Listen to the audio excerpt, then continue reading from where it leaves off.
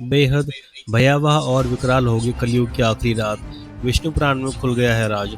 अक्सर कहा जाता है कि हम घोर कलयुग में जी रहे हैं, एक ऐसा युग जहां पैसा रिश्तों से ऊपर और नैतिकता स्वार्थ के नीचे चली गई है।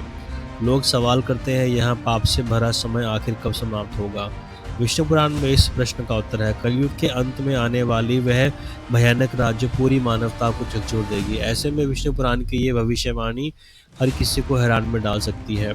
ऐसे में चलिए जानते हैं कि कलयुग की आखिरी रात कैसी होगी और इस बारे में विष्णु पुराण में क्या कुछ कहा गया है। जब पाप अपनी चरम सीमा पे होगा। कलयुग के अंतिम चरण में समाज पूरी तरह से धन, लोलुपता और स्वार्थ में डूब जाएगा। रिश्ते, दोस्ती, सद्गुणों की कोई कीमत नहीं होगी।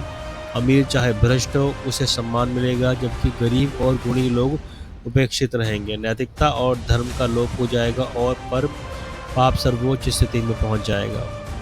अपराध और समाज में अराजकता, छोटी छोटी बातों पर हत्या, लूट और दुष्कर्म आम हो जाएंगे। कानून और व्यवस्था विफल हो जाएगी और अपराधी खुलकर घूमेंगे।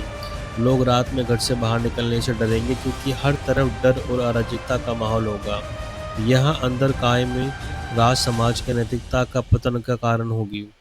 मानव का पतन और प्रकृति का प्रकोप, मनुष्य की औसत उम्र घटकर 20 से 12 वर्ष रह जाएगी। शरीर दुर्बल और लंबाई मात्र 4 इंच रह जाएगी। लोग हमेशा बीमार और असशक्त रहेंगे। प्रकृति भी रुष्ट होगी। सूर्य की तीव्र गर्मी से धरती झुलसेगी। नदियां सूख जाएंगी। कहीं सूखा तो कहीं बाढ़, भूकंप, सुनामी और विनाशकारी तूफान लगातार तबाही मचाएंगे।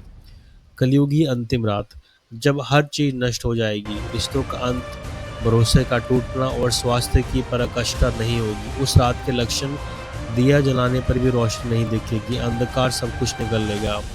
तेज बारिश, तूफान और बाढ़ में पूरा भूभाग जलमग्न हो जाएगा। लोग असहाय, भूखे प्यासे एक दूसरे को लूटते हुए दिखेंगे, हिंसा में डूब जाएंगे। जब भगवान कल्कि का अवतार होगा, जब अधर्म अपने चरम पर पहुंच जाएगा, तब भगवान विष्णु कल्कि के अवतार में प्रकट होंगे। उत्तर प्रदेश के संबल में विष्णु यश नामक ब्राह्मण के घर जन्म लेंगे। सफेद घोड़े पर सवार होकर तलवार और धनुष से बुराई का अंत करेंगे। इस विनाश के बाद सतयुग प्रारंभ होगा।